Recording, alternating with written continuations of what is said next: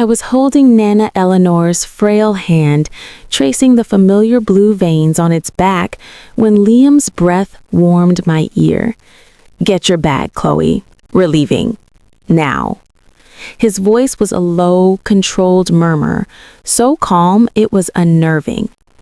"Act normal." I thought it was one of his dry jokes, but when I tilted my head up to look at him, I saw an expression that had never darkened his face in our 8 years of marriage. It wasn't just worry. It was a deep, primal fear, the kind that freezes your blood before your mind can even process the threat. My smile faltered. "What?" I mouthed silently. He didn't answer. Instead, he gave a barely perceptible shake of his head and forced a thin, tight-lipped smile. Then his fingers brushed against my wrist, a feather-light touch we used as a secret signal to exit tedious social gatherings. My confusion deepened. Why use it here, at my Nana's 85th birthday party? Around us, the grand living room of the old family estate was a bubble of celebration. Laughter chimed, glasses clinked, and my older sister, Bianca, was delivering a glowing speech about our father's meticulous planning for this event. The air was sweet, with the scent of gardenias and vanilla frosting. Nana, wrapped in her cherished emerald green shawl, sat serenely in her wing-back chair, a quiet smile on her lips as she observed her court. I should have felt joy, but Liam's whisper was a cold shard in my heart. "Act normal." Slowly, I stood, giving Nana's shoulder a gentle squeeze.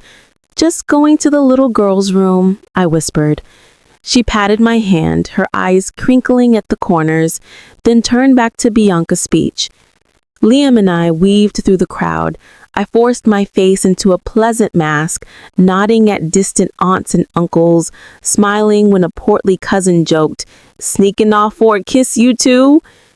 Liam chuckled easily, a perfect performance. "You know us too well." We slipped inside through the heavy oak door. The moment it clicked shut, muting the party noise, Liam's hand closed around my wrist. It wasn't painful, but the grip was insistent. "Liam, what is going on?" I asked, my voice trembling despite my effort to sound calm. "You're scaring me." "Just trust me, Chloe," he said, his eyes scanning the empty hallway. "I'll explain everything once we're on the road." He led me to the foyer where our coats were draped over a mahogany bench. He handed me my purse and phone, his gaze darting to every shadowed corner. Then we were outside. The afternoon sun was still bright.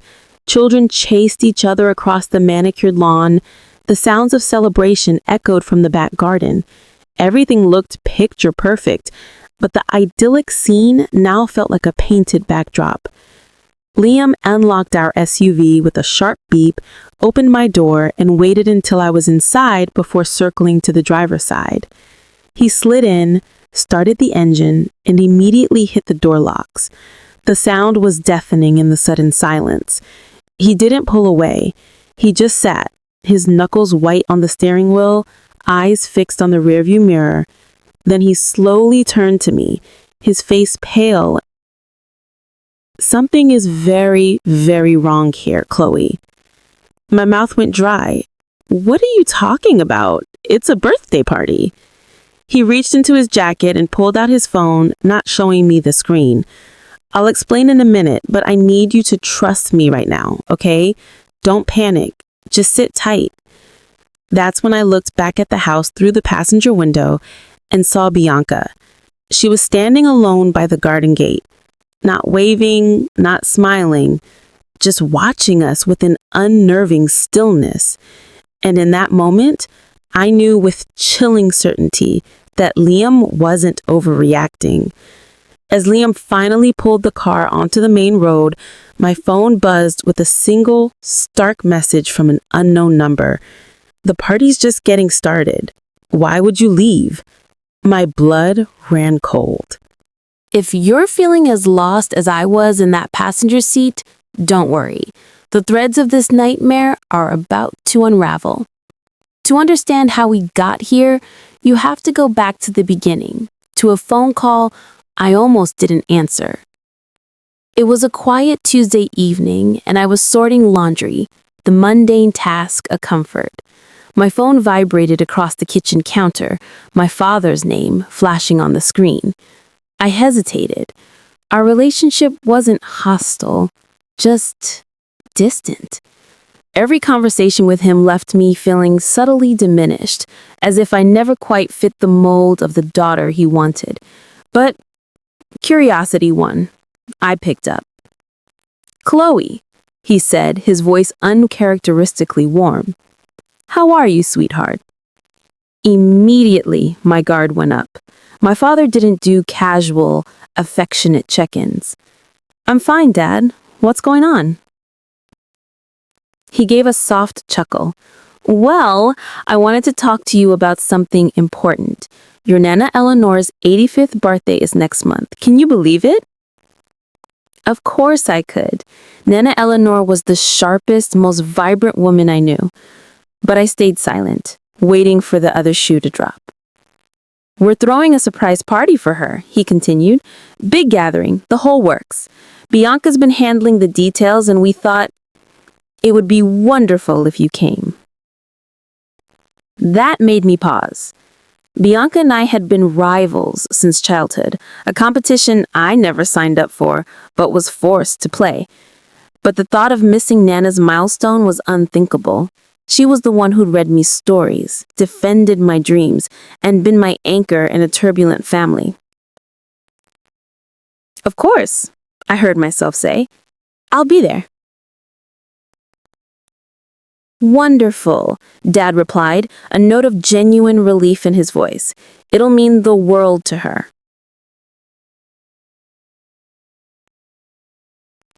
He gave me the date and location, the old family home, a place I hadn't set foot in for a decade. A knot of anxiety tightened in my stomach, but I dismissed it. When I told Liam later, he was skeptical.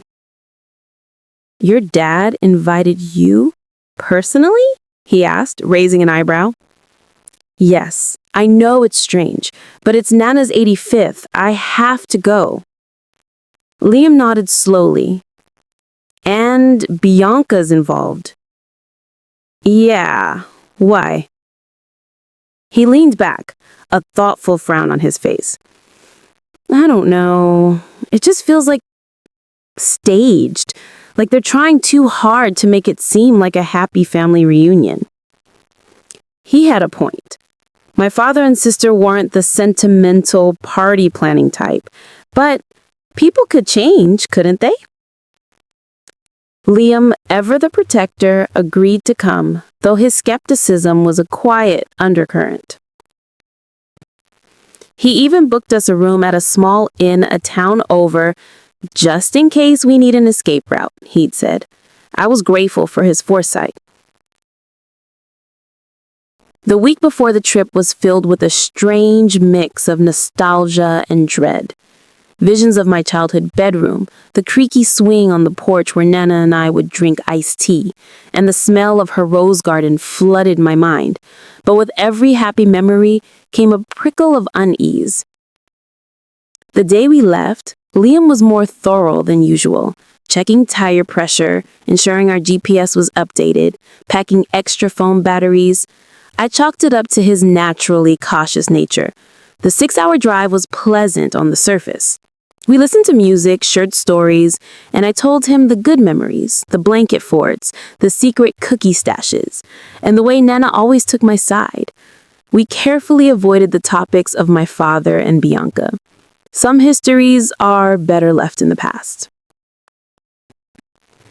When we finally turned onto the familiar tree-lined driveway, it was like entering a photograph.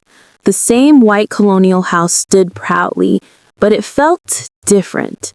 The lawn was impeccably manicured, colorful bunting hung from the porch, and a large banner reading, "Happy 85th birthday, Eleanor," was strung across the garage.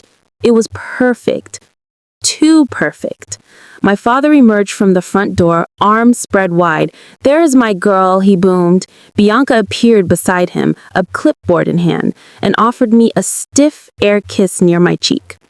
"So glad you could make it, Chloe, really." Liam's hand found mine, his grips firm and reassuring. He didn't say a word, but I felt his tension. As we stepped across the threshold, the feeling of home I'd anticipated was absent. Instead, a cold, unwelcoming stillness seemed to seep from the walls.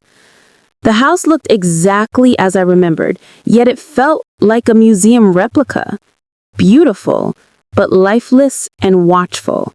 And as I looked into Nana's eyes to greet her, the first true chill of fear went down my spine when she smiled vacantly and said, "It's so lovely to see you, dear, but remind me, what was your name again?" The foyer was a time capsule, yet something was off.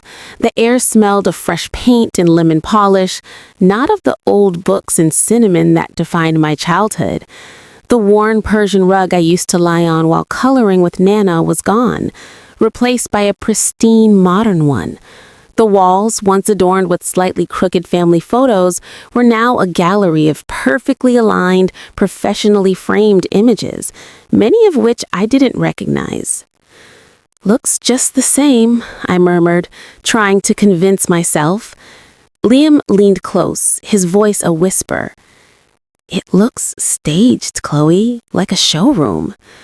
Bianca glided through the rooms, her voice a high-pitched chirp as she greeted guests, a sound she reserved for impressing people. My father was holding court, pointing out heirlooms and telling anecdotes that felt rehearsed. And then, in the corner by the bay window, I saw her, Nana Eleanor. She was sitting in her favorite armchair, her emerald shawl draped around her shoulders. She was smiling faintly at a child playing with a toy car on the floor, but her posture was slumped, her spark gone. I walked over slowly and knelt beside her. "Hi, Nana," I said softly, taking her hand.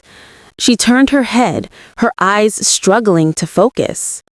"Oh, hello, dear," she whispered, her voice thin as paper. "You came?" "Of course I came," I said, my heart cracking. Her grip was weak, her skin papery and cool.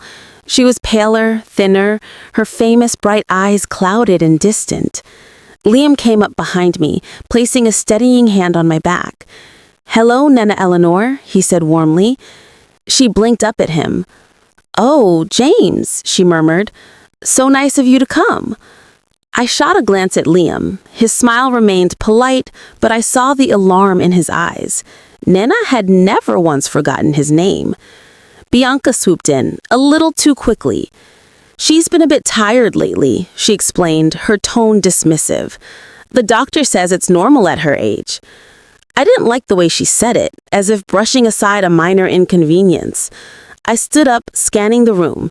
The guests were a mix of vaguely familiar faces and complete strangers. My eyes caught on a few men in crisp, casual attire. They weren't mingling or eating. They were positioned near the doors and windows, their postures too alert, their eyes constantly scanning the room. "Who are they?" I whispered to Liam.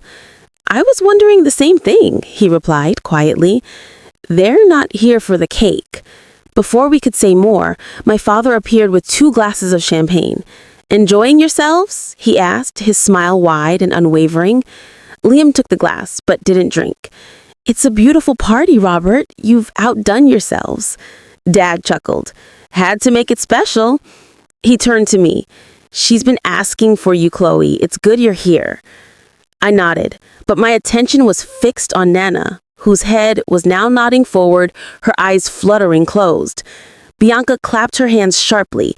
"All right, everyone, let's gather on the porch for a group photo before the light fades." As the crowd began to shift, Liam squeezed my hand. "I'm going to step outside for a minute. I want to check something near the garage." "Check what?" I asked. He gave me a look that said, "Trust me." "I'll be right back. Stay with your Nana." He melted into the crowd, leaving me with a growing sense of dread. I stayed by Nana's chair, brushing a strand of silver hair from her forehead. She stirred, but didn't wake. The perfect decorations, the spotless house, the smiling faces. It was all a meticulously constructed illusion. And for the first time, I was terrified that accepting this invitation had been a catastrophic mistake. Liam returned 10 minutes later, his face a carefully neutral mask, but his eyes were dark with confirmed suspicion. He leaned in and whispered words that turned my blood to ice. "This isn't a party, Chloe. It's a trap. The whole place is wired." Liam's jaw was tight. His body coiled with a restrained energy I recognized from his time in security consulting. It was his threat assessment posture. He came straight to me as I was trying to coax Nana into sipping some water. "You okay?" I asked, searching his face. "Yeah," he said, but his voice was clipped. "Can we talk in the study?" I glanced at Nana, who was drowsing again, then back at him. "Of course." We slipped into the small, book-lined study off the main hallway. The moment the door was shut, the muffled sounds of the party felt miles away. Liam didn't waste a second. "I found wires, Chloe," he said, his voice low and urgent, "tucked under the porch siding, running along the foundation. They're not for power or lights. They're thin, covert, like for audio or video surveillance. One leads right to a vent near the main living room." A cold knot tightened in my stomach. Why would they be recording? "I don't know," he admitted, running a hand through his hair. "But that's not all. There are two men by the back fence, dressed like guests, but they're not. They're stationed there. I heard one of them say into his radio, 'The package is still secure.'" "Package?" I whispered, my mind reeling. "What package?"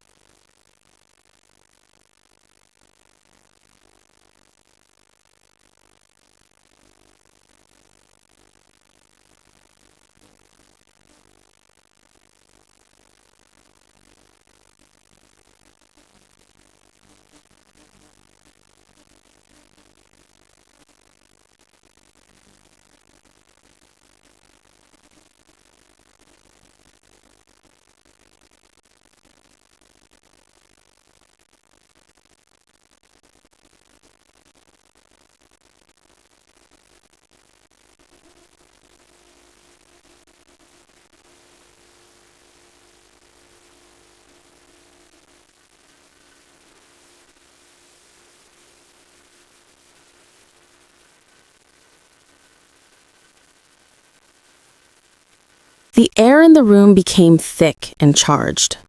My father's gaze held mine for a second too long, his smile now a rigid, threatening line. He knew I knew. Liam felt the shift instantly. "We're leaving. Now," he murmured, his voice leaving no room for argument. He didn't wait for a response. His hand slid from my elbow to my hand, lacing his fingers with mine in a firm, reassuring grip. We began to move, not with haste, but with a deliberate, calm purpose. We weaved through the clumps of chatting guests, Liam pausing to shake a man's hand, me forcing a laugh at a woman's comment about the beautiful cake.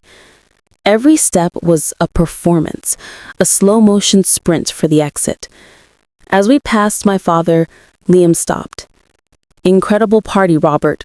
Thank you for having us." My father's eyes were chips of ice, but he clapped Liam on the shoulder. "Family should be together for these things, son." The word son dripped with false warmth and a subtle menace. We gave a final general wave to the room and stepped through the front door. The cool evening air hit my face like a slap. The sun was dipping below the tree line, casting long, distorted shadows across the lawn. Our car was parked at the far end of the circular driveway, feeling a mile away. The moment the door closed behind us, Liam's calm demeanor shifted. "Walk fast, don't run," he instructed, his pace quickening. I matched his stride, my heart hammering against my ribs. I dared to glance back. The front door remained shut. We reached the SUV, Liam unlocked it, and I scrambled into the passenger seat, the leather cold through my dress. He was in the driver's seat a second later, the doors locking with a definitive thunk. He started the engine and pulled away smoothly, not speeding, as if we were just heading out for a casual evening drive. As we turned onto the main road, I let out a shuddering breath, my body trembling with adrenaline. That's when Liam spoke, his eyes flicking to the rearview mirror. They had sedatives in the kitchen. Not in a prescription bottle, a small, unlabeled vial tucked behind the cutlery drawer. There was a powdery residue around the cap. I stared at him, horror washing over me. "You think they've been drugging her?" "I think they've been keeping her in a controlled state, just lucid enough to not raise immediate alarm, but too sedated to fight back or even know what day it is." "My God, Liam." "There's more," he continued, his knuckles white on the wheel. "One of those men, the one near the basement door, he wasn't a guest. I saw a folder under his jacket. It was stuffed with legal-looking documents. I saw a signature page, what looked like a medical evaluation form. It didn't look right." My mind spun, trying to piece together the monstrous puzzle. So they were going to... what? Have a doctor declare her incompetent right there at her own party? "It's the perfect cover," Liam said, taking a sudden, sharp right turn onto a narrow country road. Why are we turning here?" I asked, looking at the darkening, unfamiliar landscape. I saw one of them on the phone as we drove off. He was watching our car. I don't want to lead them straight to the police station if they decide to follow. I checked my phone. I have no service out here. Liam reached into his inner jacket pocket and pulled out a small black flash drive. I got what I could. Photos of the wires, the vial, some of the documents. It's not everything, but it's enough to get an investigation started. I stared at him, a wave of awe cutting through the fear. "You did all that in under an hour?" "You know I'm good at reading a room," he said with a grim smile. Just then, my phone buzzed, finally catching a stray signal. A new message lit up the screen, not from an unknown number this time, but from my sister, Bianca. "You shouldn't have run. Now we can't protect you from what happens next." Before I could even process her threat, a pair of blinding headlights appeared behind us, speeding up fast. Liam's eyes locked on the rearview mirror. "Hold on," he said, his voice deadly calm. "This isn't the police." The vehicle behind us, a dark, heavy-duty SUV with tinted windows, rolled our bumper, its high beams flooding our car with harsh light. My breath hitched. "Liam!" "I see them," he said, his voice steady, but his hands tightened on the wheel. He accelerated, the engine groaning as he navigated the winding, poorly lit road. "Call 911, now. Tell them we're being followed and feel threatened. Give them our location." My hand shook as I fumbled with my phone. The call connected, but the signal was weak and crackling. "I'm on a country road. I don't know where we are." I frantically told the dispatcher, describing the few landmarks I could see in the dying light. Liam took a series of sharp turns, trying to lose our pursuer, but the other driver was skilled, mirroring his every move. For several heart-pounding minutes, it was a high-speed chase through the dark. "They're trying to force us off the road," Liam stated, his focus absolute. Suddenly, he slammed on the brakes and swerved onto a dirt track barely visible between the trees. Our SUV jolted violently. The pursuing car shot past the turn, its brake lights flaring red as the driver realized their mistake. Liam didn't stop. He drove deeper into the woods, the branches scraping against the sides of the car until we were shrouded in darkness. He killed the engine. Silence descended, broken only by our ragged breathing. We waited, listening. No engine sounds followed us. "We lost them," I whispered, my entire body trembling. "For now," Liam said, his eyes scanning the tree line. "We can't stay here. We need to get to the police." He looked at me. "The flash drive. I need you to see it." Hands still unsteady, I plugged the small drive into my phone using the adapter he kept in the glove box. The files loaded. The first photos were of the hidden wires Liam had described, snaking like sinister veins under the porch and behind wall panels. Next came the unlabeled vial, the white powder residue clear in the close-up. Then came the documents. They were grainy, taken quickly and from awkward angles, but the content was unmistakable. There was a medical evaluation form with a doctor's signature I didn't recognize, stating Nana Eleanor showed significant cognitive decline. The most damning was a legal document titled Petition for Guardianship. My father's and Bianca's signatures were at the bottom. The date was today. A guardianship, I breathed, the legal term making the scheme terrifyingly real.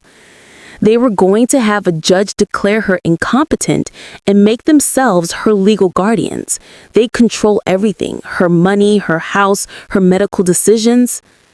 And with her sedated and a doctor on hand to confirm the diagnosis, who would question it? Liam added grimly. The party was the perfect public display of her incapacity in front of dozens of unwitting witnesses. I felt sick. The sheer cold-blooded calculation of it was overwhelming.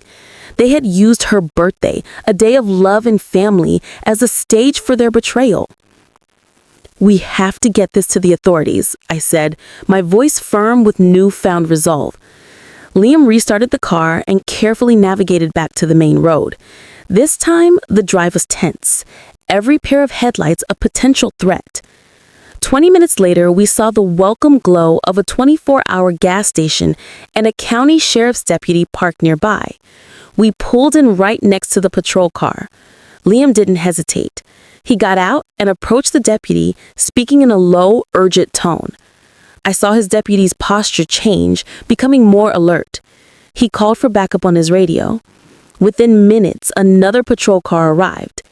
We were ushered into the back of the first deputy's car for safety as Liam handed over the flash drive and explained everything: the surveillance, the sedatives, the forged documents, the men posing as guests, and the chase.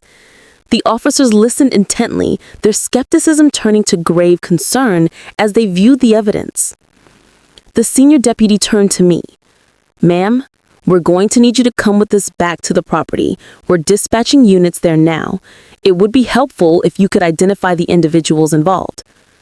My stomach lurched at the thought of returning to that house of horrors. I looked at Liam. He gave a single, firm nod. We were in this together. "I'll go," I said. As the police convoy, with our car in the middle, sped back toward my family home, my phone buzzed again. It was a text from my father. "Robert, you're making a huge mistake, Chloe. Turn the car around now and we can still fix this. If you come back with the police, you will regret it." The threat was no longer veiled. It was a direct order. And we were driving straight toward him. The return to the estate felt like a surreal, nightmarish reversal. This time, instead of sneaking away, we were part of a procession of police cruisers, their lights casting silent, swirling blue and red flashes over the trees. The cheerful party lights were off, and the house stood dark and silent against the night sky, a fortress of secrets. My father's text had been a final, desperate gambit. It had only solidified our resolve. Jake parked behind the lead patrol car. He squeezed my hand. "Ready?" "No," I admitted. but let's do it anyway. We got out and stood behind the two deputies as they approached the imposing front door. One knocked firmly, the sound echoing in the still night. The other positioned himself strategically to the side. My heart was a frantic drum against my ribs. After a long moment, the door creaked open. Bianca stood there, still in her elegant party dress, but her makeup was smudged, her hair slightly disheveled. Her smile was a brittle, fragile thing. "Officers, is something wrong?" Her voice was too high, too sweet. "We're following up on a report of suspected elder abuse and fraud. Is Eleanor Shaw at home?"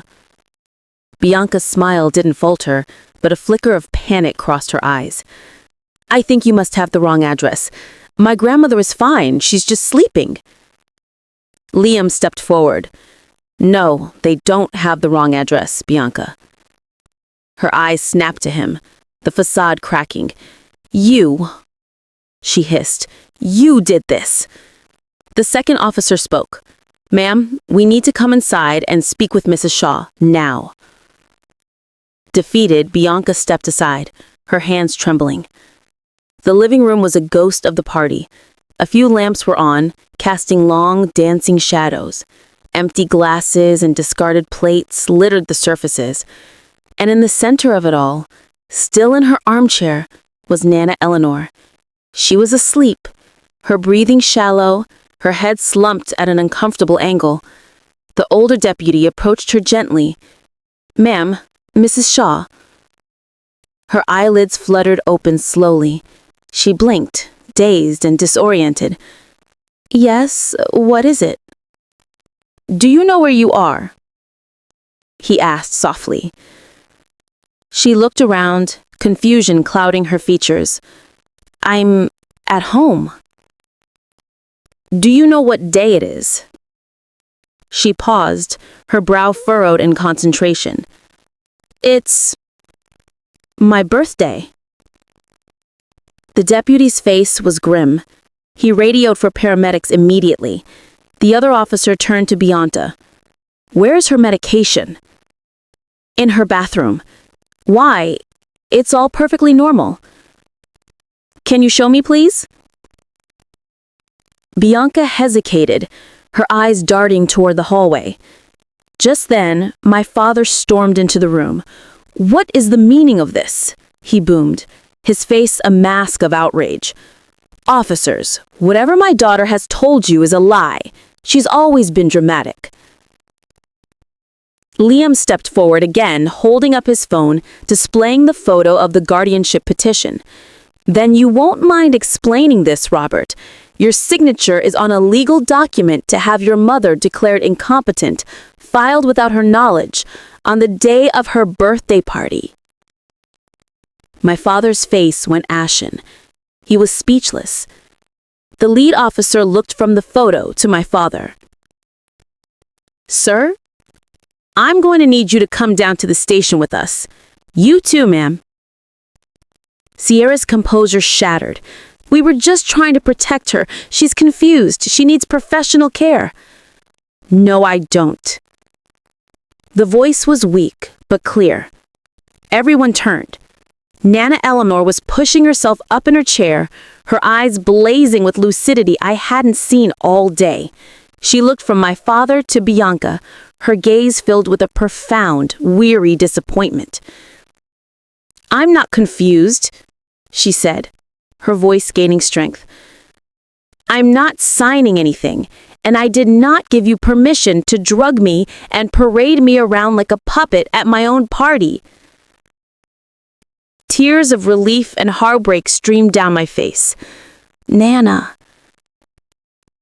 She looked at me, and her expression softened. "You came back for me, my brave girl."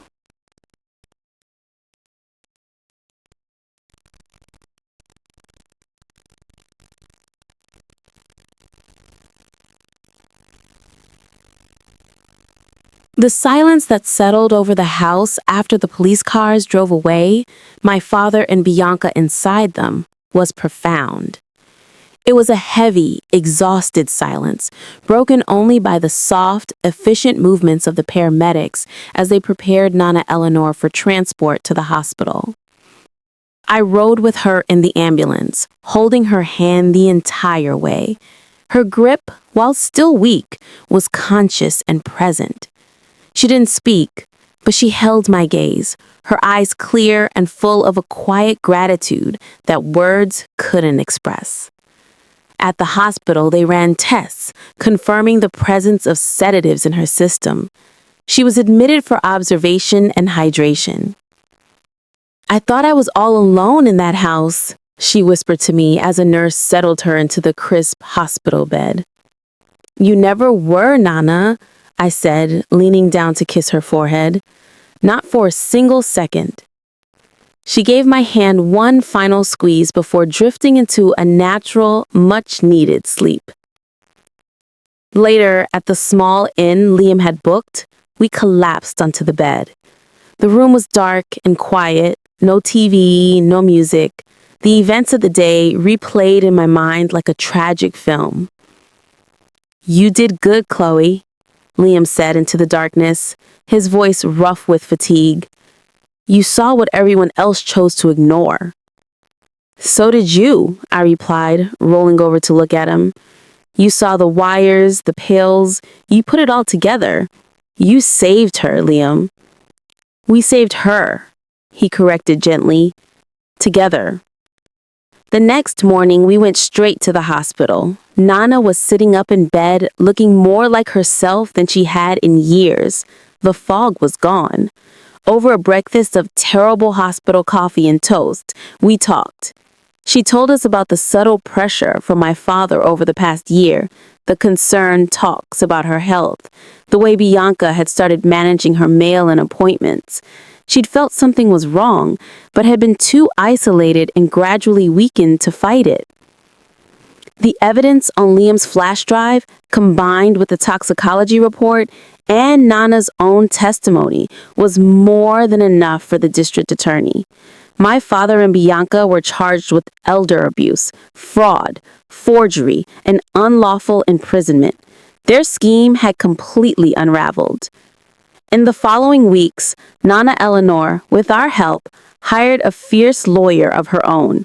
She rewrote her will, explicitly disinheriting my father and Bianca, and appointed me as her sole power of attorney and healthcare proxy. The family home was put in a trust, ensuring it could never be taken from her. One sunny afternoon, a month after the party, we were back at the house, this time on our own terms. Liam was fixing the loose step on the porch, while Nana and I sat on the swing drinking iced tea. The air no longer felt still and watchful. It felt free. "It's quiet without all the noise, isn't it?" Nana said, a gentle smile on her face. "It's the good kind of quiet," I replied, taking her hand. Looking at Liam, sweaty and focused on his task, and feeling the warm, solid presence of my grandmother beside me, I felt it. It wasn't just the relief of a crisis averted. It was a deep, settling peace. The ghosts of the past had been confronted, the house had been reclaimed, and the future, for the first time in a long time, felt full of light. As the sun set, painting the sky in hues of orange and purple, my phone buzzed with a notification from the court. The preliminary hearing was scheduled. I knew facing my father and sister in court would be its own kind of battle.